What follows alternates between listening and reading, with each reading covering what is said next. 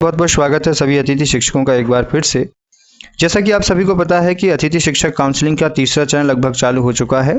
इसके लिए प्रदेश में अलग अलग प्राचार्य स्तर पर कार्यप्रणाली चालू हो चुकी है। ये आदेश प्रक्रिया शुरू हो चुकी थी। इसके लिए आपको बता दिया जाएगा कि प्रदेश के लगभग सभी जिलों में जहां रिक्त पदों की जानकारी अपडेट हो चुकी थी, एजुकेशन पोर्टल 3.0 पे जो है ये 3 काउंसलिंग का प्रक्रिया का आयोजन किया गया है।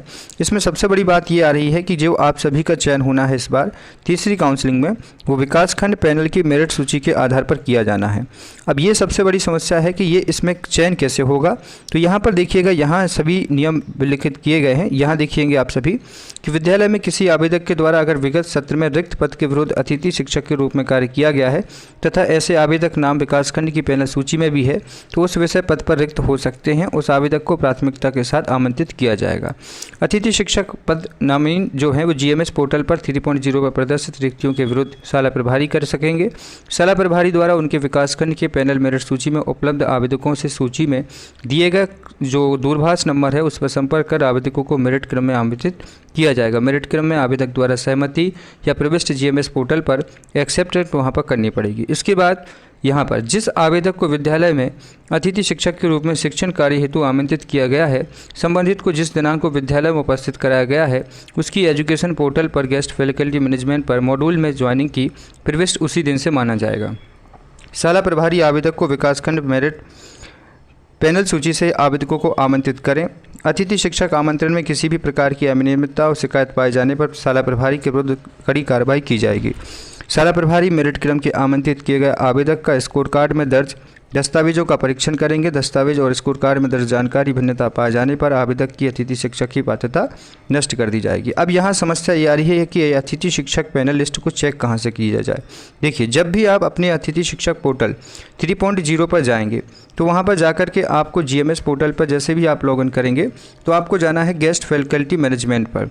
वहाँ आपको नीचे लिखा रहेगा क्या लिखा रहेगा वहाँ पर विकासखंड वाई या विकासखंड मेरिट पैनल। उसके वहाँ पर आप वहाँ देखेंगे तो आपको विषय बार आपको जो है जो आपका विषय है उसमें आपको वर्ग 3 का है, अगर वर्ग 2 का है तो आपको दिख जाएगा कि आपका उस नंबर में या उस मेरिट सूची में किसके कितने स्कोर कार्ड हैं। तो उसी क्रम के आधार पर आमंत्रित किया जाएगा। जैसे आपने पता किया कि आपके आसपास में यहाँ पर अभी 10 पद रिक्त हैं तीसरी काउंसलिंग के लिए। विषय है वर्ग 2 गणित का या वर्ग 2 अंग्रेजी का। अब आपको लगता है कि ये विषय हमें कैसे प्राप्त होगा, तो देखना होगा कि उस विकासखंड में आपसे स्कोर कार्ड वाले ज़्यादा कितने हैं। वहाँ से आपको कांटेक्ट किया जाएगा। अगर आपका स्कोर कार्ड अच्छा रहा तो आपको वहाँ से कांटेक्ट किया जाएगा कि आपके लिए इस विद्यालय में इस विषय के लिए आमंत्रित किया गया है। फ़ोन आएगा, मैसेज आएगा, कॉल आएगा, कुछ भी आएगा। फिर विद्यालय आपको उसी तारीख पर पहुँचना होगा और आपको पहले तो जीएमएस पोर्टल पर उसको एक्सेप्ट अप्रूव करना पड़ेगा। अभी इस प्रक्रिया के लिए जो समय दिया गया था वो समय नीचे आप देख सकते हैं, ये दिया गया था आपका 8 सितंबर तक का, लेकिन अब इसको बढ़ाया जा सकता है क्योंकि ये प्रक्रिया लेट हो गई शुरू। तो अभी तो फिलहाल 8 सितंबर का समय था, लेकिन इसको बढ़ा करके आगे भी, क्योंकि प्राचार्य ने प्राचार्य स्तर पर प्रक्रिया लेट हो चुकी है शुरू, तो कहीं ना कहीं आप एक काम करें, पहले तो आप लॉगिन करें जीएमएस पोर्टल पर। इस तरह से मैं आपको बता देता हूँ। देखिएगा यहाँ पर, तो जैसे ही आप आएंगे एजुकेशन पोर्टल 3.0 पर, यहाँ पर आपको जाना है अतिथि शिक्षक पोर्टल पर। अतिथि शिक्षक पोर्टल पर जाने के बाद आप यहाँ पर देख सकते हैं, यहाँ पर भी आ गई सूचना, वही सूचना शाला प्रभारी की लॉगिन पर विकासखंड पैनल मेरिट पर विकासखंड मेरिट के से आमंत्रित किए गए आवेदकों की उपस्थिति के लिए सुविधा उपलब्ध करा दी गई है। तो जो लोग आमंत्रित किए गए हैं उनके लिए बताया गया है।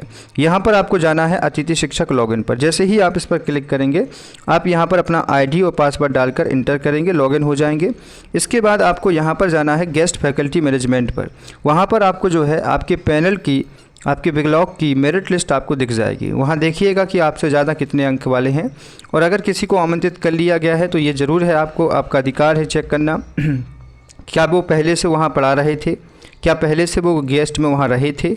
अगर वो ऐसा नहीं है, आपसे कम स्कोर कार्ड है उसके बाद भी, और वहाँ पर पहले से वो कभी ना पढ़ा रहे थे, कि मतलब उन्होंने पहले शैक्षणिक कार्य भी नहीं कराए हैं, आपसे स्कोर कार्ड कम भी है, फिर भी प्राचार्य ने उनको बुलाया है, तो इसकी आप आपत्ति दर्ज कराएं कि हमारा स्कोर कार्ड अधिक है जबकि उन्होंने वहाँ पढ़ाया भी नहीं है पूर्व में।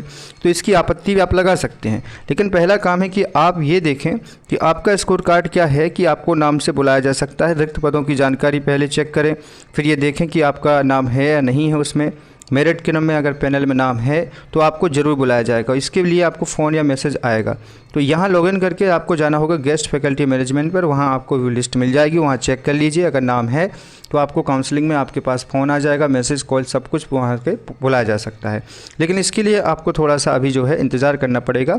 एक बार आप अपनी नज़दीकी जिस जगह पोस्ट खाली है, प्रभारी प्राचार्य से आप लोग मिलकर आइए कि प्रभारी प्राचार्य जी ने अभी किसी को बुलाया है, नहीं बुलाया है, या वो पोस्ट भर गई है। इसके संबंध में आप प्रभारी प्राचार्य से भी कॉन्टेक्ट कर सकते हैं, या तो फिर आप एक काम कर सकते हैं कि वहाँ पर जाकर के जानकारी ले सकते हैं विद्यालय में कि ये पद किसके लिए नियुक्त किया गया है, क्या उनका स्कोर कार्ड आपसे ज़्यादा है, अगर है।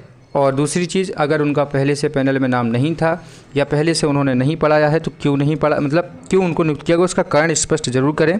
इस प्रक्रिया में अभी समय लगेगा। पहला काम आप ज़रूर करें कि आपका अपना नाम पैनल कोड में है या नहीं है और कौन सी रैंक पर है। और दूसरी चीज़ जो है, आपके आसपास कौन से पद रिक्त हैं, कितने पद रिक्त हैं विषय में, और अगर किसी को नियुक्त किया गया है तो किस आधार पर नियुक्त किया गया है, इसकी जानकारी लेते हुए, स्पष्टीकरण करते हुए तीसरी काउंसलिंग में आप भाग ले सकते हैं। अभी इसमें प्रक्रिया चलती रहेगी, क्योंकि अब ये प्राचार्य लेवल पर कार्य होना है। प्राचार्य जी जो हैं वो अपने हिसाब से कार्य करते रहेंगे, क्योंकि अब ये तीसरा चरण है काउंसलिंग का। तो ये प्रक्रिया में आप भाग ले सकते हैं।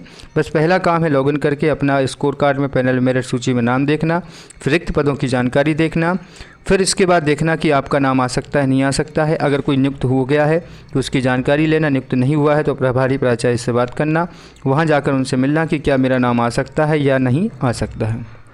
ये काम आप करा सकते हैं प्रभारी प्राचार्य से मिलकर के। बहुत बहुत धन्यवाद, बहुत बहुत शुक्रिया।